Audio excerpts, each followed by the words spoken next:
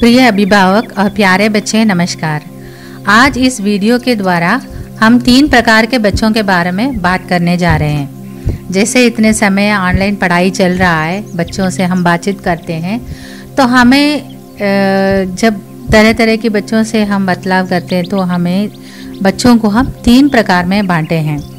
उन 3 प्रकार के बच्चों के बारे में पढ़ेंगे और जब आप उसके बारे में सुन रहे हैं तो आप अपने आप को एनालाइज करें कि आप किस प्रकार के बच्चे हैं, और उन 3 प्रकार के बच्चों के लिए हमने कुछ सलाह भी दिए हैं। तो ये पूरी वीडियो को ध्यानपूर्वक सुने।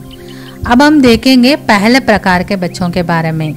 ये वो बच्चे हैं जो हमारा जो भी इंस्ट्रक्शंस है उनको ठीक रीति से फॉलो करते हैं, और जो भी टीचर्स उनको लगातार वीडियो के द्वारा और मैसेजेस के द्वारा जो भी उनको इंस्ट्रक्शन देते हैं उसको वो सही प्रकार में पालन करते हैं। उनके लिए अपना टाइम टेबल है और समय पर वो पढ़ते हैं, समय पर अपना कार्य पूरा करते हैं। इनके पीछे पढ़ना नहीं पड़ता है। वो जैसा हमने पहले से सिखाया है कि किताब रोज पढ़नी है और अपना कार्य को बेहतरीन करना चाहिए। लिखने का काम करने से पहले पढ़ाई के काम करेंगे।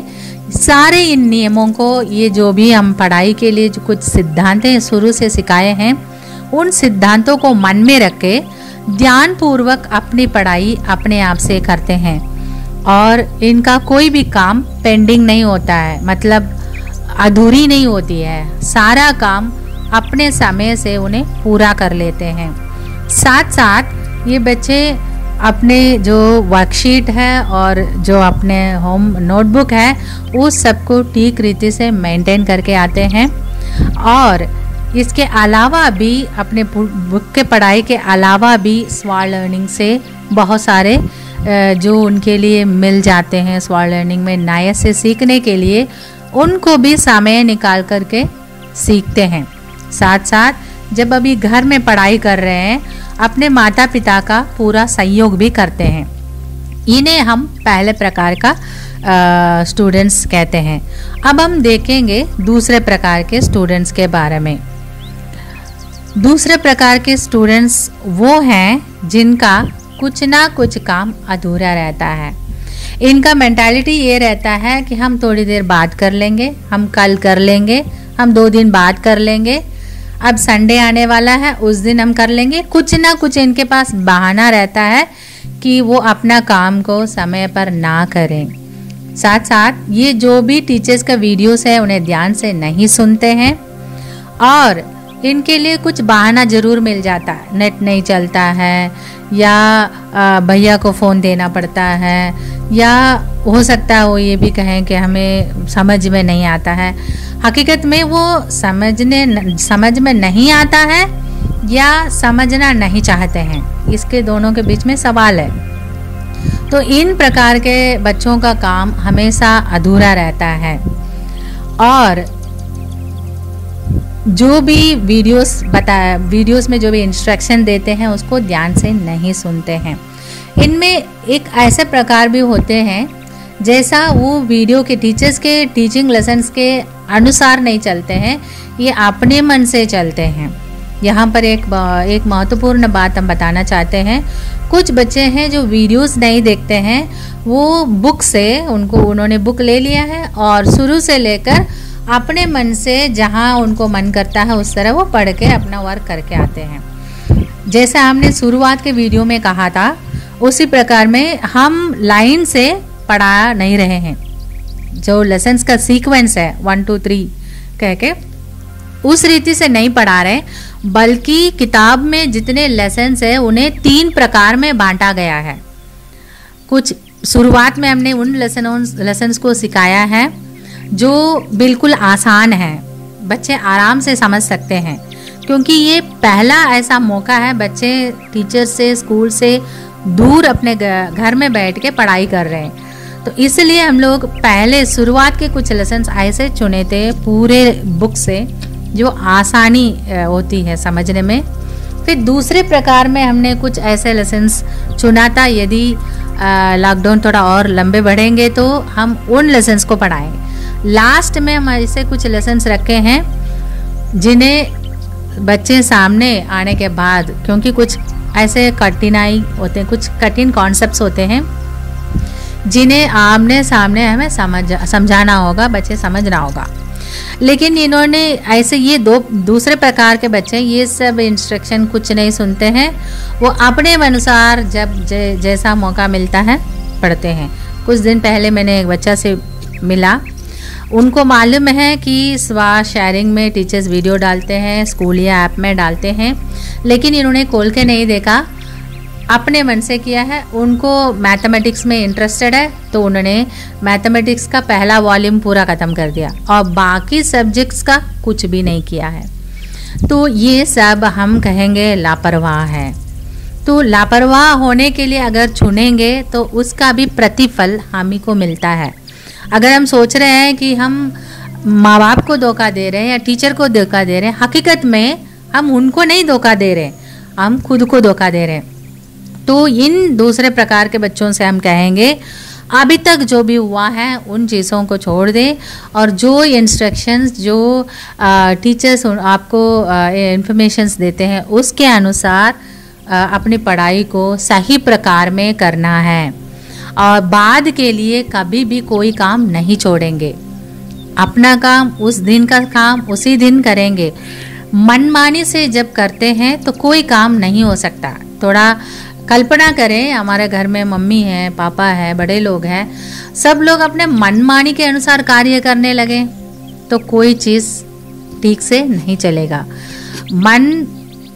हमें मन है या नहीं है, हमें मन लगता है या नहीं लगता है, कुछ काम होते हैं जो हमें ज़रूरी है करना है।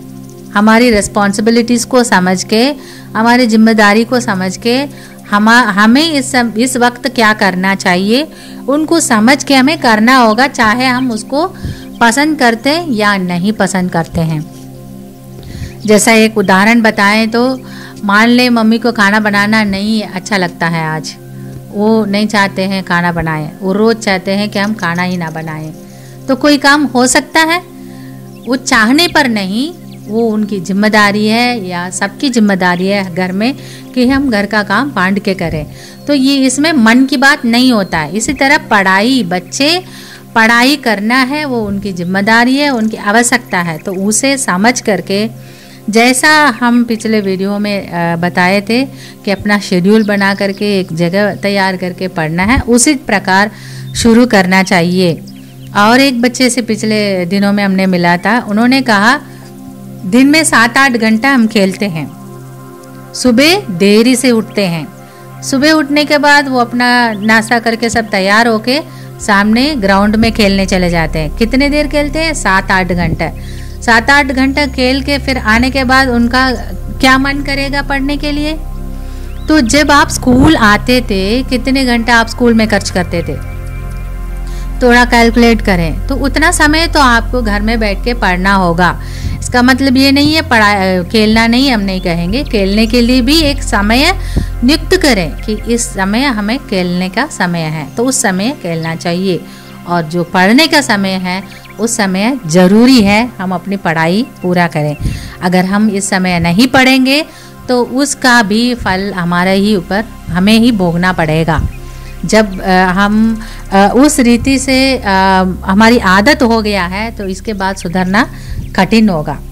तीसरे प्रकार के बच्चे हैं जिनका कोई भी काम नहीं हुआ है, अभी तक वो क्या नहीं किए, ऑनलाइन में पढ़ाई बिल्कुल नहीं किया है। वो ये सोच में है कि स्कूल खुलेगा तब पढ़ाई देखा जाएगा, अभी हमें ऑनलाइन में पढ़ाई नहीं करना है। कुछ ना कुछ ऐसे उनके अंदर समझ है कि ऑनलाइन पढ़ाई करने से ये है वो है तमाम चीज़ें, तो इसके कारण वो अपने आप को नुकसान पहुंचा रहे हैं। ज़रूर है, मतलब आंखों में अफेक्ट नहीं होना चाहिए, हमें उसमें ध्यान रखना चाहिए, लेकिन क्या ऐसे बच्चे टीवी नहीं देखते हैं? घंटे बैठकर कई घंटे टीवी देखते हैं, उससे फ़ायदा ही क्या? लेकिन इस समय जब हमें ऐसे मजबूरी है, हमें ऑनलाइन में पढ़ना है, तो इस समय हमें पढ़ाई करना चाहिए। और हम ये कहते हैं कि 15 से 20 मिनट का ही एक टीचर का वीडियो होता है, तो लगातार बैठ करके ना देखें। 15 मिनट या 10 मिनट 15 मिनट टीचर का वीडियो देखने के बाद उसको बंद करके अपना बुक पढ़ें, लिखें। उसके बाद आधे पौने के बाद घंटे के बाद जब उस सब्जेक्ट का काम पूरा हो जाएगा, तब हम अगला सब्जेक्ट उठा सकते हैं।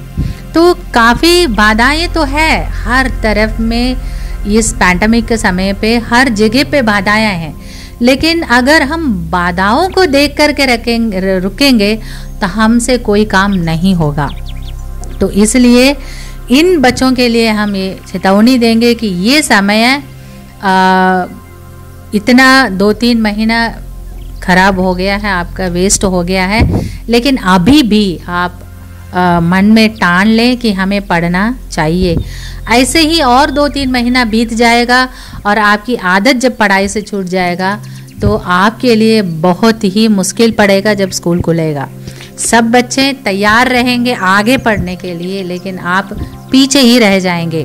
तो इसलिए उस सोच विचार को थोड़ा दूर रख करके इस समय हमें जो करना चाहिए उसके लिए हम कदम उठाना है। कुछ बच्चे अभी भी, पिछले हफ्ते में भी 1-2 बच्चे फ़ोन करके पूछ रहे थे कि हमें इस समय कैसा पढ़ना है, ऑनलाइन पढ़ाई कैसा करना है, जो कि 25 मई से पढ़ाई चल रहा है। तो इतने समय का पढ़ाई का नुकसान हुआ है। तो हम आगे अपने मतलब सोच को बदलें। हमें क्या करना चाहिए, अपनी लापरवाही को छोड़ दें, बाधाओं को पार करें और हमें आगे पढ़ने के लिए हम अपने आप को तैयार करें। जैसा मैंने पिछले वीडियो में कहा था, उसी प्रकार उसमें जो इम्पॉर्टेंट बातें हैं उनको हम फिर से बताएंगे। एक निश्चित स्थान को चुन लें। इसमें हम कहेंगे आप अकेले एक जगह पे बैठ के ना पढ़ें, क्योंकि जब हमें ऑनलाइन में पढ़ना है, आप नेट के साथ बैठना है, तो कभी भी आप अकेले कमरे में ना पढ़ें। माँ बाप के लिए एक सलाह देंगे, बच्चे अकेले कमरे में ना पढ़ें, लेकिन ऐसे जगह बैठें जहाँ पर आप कोई ना कोई बड़े लोग का नज़र उनके ऊपर हो सके, लेकिन साथ साथ अन्य कोई डिस्टर्बेंस ना होने का एक जगह पे बैठा लें। उस जगह को नियुक्त करें और सही समय को अपने आप में एक टाइम टेबल बनाएं। हम इतने बजे उठेंगे, इतने बजे पढ़ने बैठेंगे और ये सब्जेक्ट पढ़ने के बाद फिर हम लंच करेंगे, फिर हम पढ़ाई करेंगे। इस तरह एक डिटेल समय का एक टाइम टेबल बना करके उसको पालन करें। जैसे मैंने कहा 15 से 20 मिनट का ही समय एक सब्जेक्ट के लिए मोबाइल के साथ लगता है। बाकी समय आपको किताब के साथ, कापियों के साथ खर्च करना है। और कोई अगर आपके काम को नहीं देख रहे हैं तो भी आप अपने लिए पढ़ रहे हैं, दूसरों के लिए नहीं।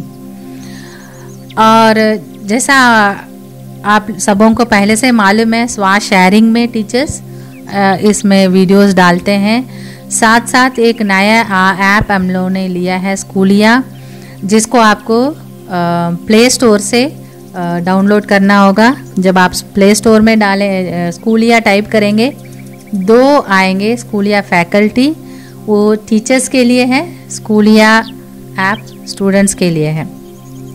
इन दोनों माध्यम से पढ़ाई हो रहा है, स्वाध्ययन और स्कूलिया। स्वाध्ययन में को हमें क्रोम में खोलना होगा, लेकिन स्कूलिया एक ऐप होता है, जिसलिए उसमें हम एक बार पासवर्ड कर देते तो बार बार लगाना नहीं पड़ता है। लेकिन अगर एक ही मोबाइल को 2-3 बच्चे इस्तेमाल करते हैं तो एक बच्चा पढ़ने के बाद अगला पढ़ने के लिए लॉग आउट करके फिर दूसरे बच्चे के लिए आईडी में लॉगिन करना पड़ेगा। लेकिन दोनों ऐप दोनों चीज़ों में टीचर्स वीडियो डालते हैं, जो आपके लिए सुविधाजनक है उसको आप प्रयोग कर सकते हैं। अब हम कुछ टिप्स बताएंगे जो पहला प्रकार के बच्चे हैं जिन्होंने अपनी पढ़ाई अपडेट रखा है, वो जैसा जैसा बीच में मौका मिलता है, जैसा अभी छुट्टियां आ रही है, सो इन दिनों में वो अपने डाउट्स को क्लियर कर सकते हैं। अपने पुराना वर्क को एक बार नज़र लगा के उनकी कमियों को सुधार सकते हैं। और स्वाल लर्निंग में कई सारे लेसन्स हैं, कई सारे एक्टिविटीज़ हैं, उनको पढ़ के कुछ एक्स्ट्रा पॉइंट्स उससे निकाल सकते हैं और ये सब चीज़ों को आप कर सकते हैं। जो टाइप 2 स्टूडेंट्स है, जिनका कुछ इनकम्प्लीट वर्क है, कोई ना कोई सब्जेक्ट में कुछ ना कुछ डेज का वर्क छूटा हुआ है, इन समयों को यूज़ करके पुराने वीडियोस को ध्यानपूर्वक सुन के और किताबों को भी पढ़ के अपना काम को कर सकते हैं। बोथ वर्कबुक और नोटबुक में अपने कार्य को अपडेट कर सकते हैं। याद रखें, पुराना वीडियोस भी डिलीटेड नहीं है, उसी जगह है। स्वा शेयरिंग में आप डेट का फिल्टर लगा करके या सब्जेक्ट का फिल्टर लगा के आप देख सकते हैं। जिन्होंने अभी तक शुरू नहीं किया है उन्हें थोड़ा और मेहनत करना होगा। जितना समय आप अभी वेस्ट कर चुके हैं उसका दुगना आप यहाँ पर आपको पढ़ाई में लगाना होगा। 1 घंटा 2 घंटे की पढ़ाई से कुछ नहीं होगा। स्कूल जब आप आते थे 5-6 घंटा स्कूल में पढ़ते थे, घर में 1-2 घंटा पढ़ते थे, तो ये इन सबों को मन में रखते हुए आप 5 से 6 घंटे तो घर में पढ़ना चाहिए। तो उनके लिए हम ये बताएंगे, हर सब्जेक्ट का लगभग 2 कापियाँ हैं। तो जो लोग अभी शुरू कर रहे हैं ऑनलाइन पढ़ाई, वो ऐसा करें, क्योंकि जब आप पुराना वर्क को करते रहेंगे नया वर्क और छूटता जाएगा। तो आप दोनों नोटबुक को साइमल्टेनियसली यूज़ करिए, साथ साथ यूज़ करिए। पहला नोटबुक आप शुरू से जो लेसन छूट गया है पुराने लेसन्स को पढ़ के उसमें करते आइएगा। डेट वाइज आप उनको फिल्टर करके स्वा शेयरिंग में उसी तरह आप पढ़ सकते हैं। दूसरा नोटबुक में रोज का करंट वर्क, आज के जिस दिन आप शुरू कर रहे हैं उस दिन से आप लगातार करंट डे का उस दिन का वर्क करते जाएं। पहले आप उस दिन का वर्क पूरा कर लें 2-3 घंटे में, उसके बाद उसको बंद करके पहला नोटबुक के साथ पुराने लेसन्स को शुरू करें। तो इसमें आपको आसानी होगी आपके पुराना काम को पूरा करने के लिए। इस समय आप बहुत लेट ऑनलाइन पढ़ाई शुरू करने के कारण कार्टून, मूवी, मोबाइल गेम सब कुछ बंद कर दें। सिर्फ आप खेलें, आप फिजिकल एक्टिविटी कुछ देर करें, लेकिन ये कार्टून देखना, मूवी देखना, मोबाइल गेम खेलना बिल्कुल बंद कर दें। पेरेंट्स के लिए हम एक चीज़ यहाँ बताएंगे, प्लीज़ मोबाइल फ़ोन में अगर कोई वीडियो गेम्स है उसे डिलीट कर दीजिए, उससे कोई फ़ायदा नहीं है। बहुत सारे बच्चों को उससे नुकसान होता है। तो हम उम्मीद करते हैं इन टिप्स को लेकर के आप लोग आगे पढ़ेंगे, अपने आप को धोखा न दें परंतु सुधर के आगे बढ़ें। इस वीडियो के बाद में साथ साथ एक वीडियो लिंक आपको अपलोड करेंगे। उसमें असली पढ़ाई, ये एक कहानी है, छोटे बच्चों का एक छोटी कहानी है, बहुत ही अच्छा कहानी है। उसमें 2 बच्चों के बारे में बताया गया है। एक सिर्फ मार्क पाने के लिए पढ़ता है, इनाम मिलने के लिए पढ़ता है, लेकिन दूसरा वही साथ साथ सीखने के लिए, जानकारी लेने के लिए पढ़ती है। तो वो दोनों का अंतर आखिर में कैसा होता है हम इस कहानी में देख सकते हैं। इस वीडियो के साथ साथ मैं एक दूसरे भी पोस्ट करेंगे, उसमें ये कहानी होगी, उसको आप देख लेना। यदि इन ऑनलाइन पढ़ाई में आपको कोई दिक्कत है, ये अभी हम शुरू कर रहे हैं, हमें कैसा करना है हमें नहीं मालूम हो रहा, इस तरह की कोई परेशानी है, सर का और मेरा नंबर है इसमें लिखा, आपको पहले से पता होगा। इस नंबर में आप पूछ सकते हैं। इसमें हम बताएंगे, आप छोटी छोटी बातों के लिए इसमें ना पूछें, छोटी छोटी बातों का आपको पूछना है, उसके लिए दूसरे नंबर्स है आपके पास ऑलरेडी। उन नंबर में जनरल जानकारियों के लिए जो नंबर है उसमें पूछ लें। अगर कोई बड़ी परेशानी है, कोई दिक्कत है, तो आप इन नंबर में संपर्क कर सकते हैं। साथ साथ हम एक और बात आपको बताएंगे, सिर्फ पढ़ाई हम ऑनलाइन पढ़ रहे हैं कह के हम मोबाइल को ही, किताब को ही रखते रहें और दिन भर उसी के साथ बिताते रहते हैं और मम्मी पापा को अकेले काम करने छोड़ देते हैं, ये नहीं हो। ये समय आप ज़्यादा समय जब घर में आप खर्च करते हैं, मम्मी लोगों का काम बढ़ जाता है, तो आपको घर में अपना पढ़ाई के साथ साथ जितना मदद कर सकते हैं, जिन जिन विषयों में आप मदद कर सकते हैं, उन विषयों में आप अपने पेरेंट्स का मदद करें। एक छोटी सी सलाह माँ बाप के लिए देख के हम ये वीडियो ये बात को ख़त्म करेंगे।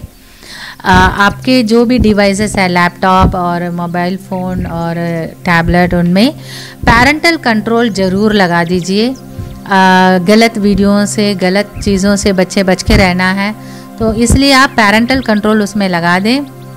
आप ऑनलाइन में आपको कई तमाम वीडियोस हैं किस तरह उसको लगाया जा सकता है, आप उसको देख करके लगा सकते हैं। और ज़रूर बच्चों का एक नज़र रखें। जैसा स्कूल में बच्चे पढ़ने आते थे तो रोज़ आप प्लानर में साइन लगाते थे, उसी प्रकार अभी भी बच्चों को एक डायरी में लिखें कि क्या क्या काम हो गया है रोज़ की तरह, और उसको देख करके एक बार आप 15 से 20 मिनट या आधे घंटा खर्च करके उनकी कापियों को आप एक नज़र ज़रूर लगाएं, उन्होंने पूरा किया कि नहीं, फिर उनमें साइन करने का आदत अभी भी रखें।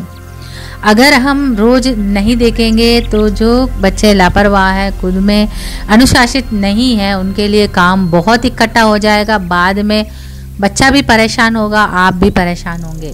तो इसलिए रोज़ थोड़ा सा समय निकाल करके उनके कामों को थोड़ा देखें। अगर उसने क्या लिखा नहीं समझ में आता तो भी सुंदर हैंडराइटिंग में लिखा कि नहीं, और जितने सवाल हैं उतने का जवाब दिया कि नहीं, इतना तो ज़रूर देख सकते हैं। उसको देखें, और कोई भी परेशानी अगर बच्चा नहीं मान रहा, बहुत परेशान कर रहा, तो आप हमें या सर के नंबर में फ़ोन कर सकते हैं। हम उम्मीद करते हैं ये वीडियो आपके लिए जानकार रहा होगा। ये वीडियो के द्वारा बच्चों को कुछ टिप्स मिले होंगे, और हमारा उम्मीद है और हमारा प्रार्थना है हमारे बच्चों के लिए कि वो सुरक्षित रहें और अपने पढ़ाई में आगे बढ़ें। धन्यवाद।